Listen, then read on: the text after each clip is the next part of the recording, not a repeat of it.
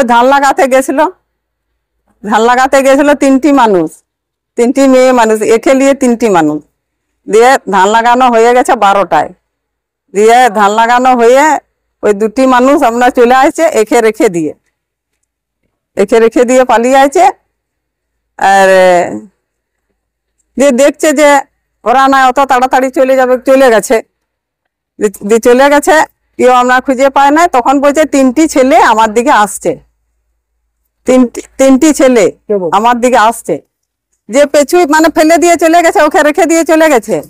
লক্ষ্মী মুর্মুকে মানে পেছনে ছেড়ে দিয়ে ওরা আমরা চলে গেছে, আগে চলে গেছে। তারপরে কি ঘটনা? তারপরে ঘটনাটা ওই যে তিনটি বলছে ছেলা মানুষ, বলছে মুখাস ফুখাস বাঁধা ছিল, আমি চিনতে পারিনি।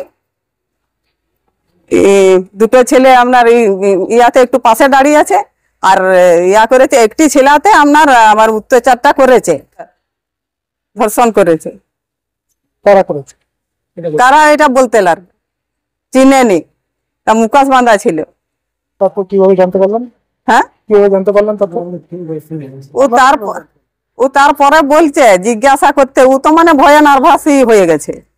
দিয়ে জবকে ঘটনাটা হয়েছে সেদিনে বলেনি, তারপরে আমি জিজ্ঞাসা করতে দিয়ে বলছে হ্যাঁ অমনি তিনটি ছেলে ছিল। দিয়ে বলছে তাহলে যাই হোক করেছে। দিয়ে বলছে হ্যাঁ না একজনই করেছে, তিনজন করেন, একজন করেছে। এখন অসুস্থ হয়ে গেছে, মানে এই যে ইয়াতে 4 তলায় নতুন বিষ্ণুপুর হসপিটালে। কি চাইছেন এখন? কি চাইছেন? হ্যাঁ, কি চাইছেন আপনারা? ও সুস্থ হোক, ভালো হোক। দোষী কি হোক?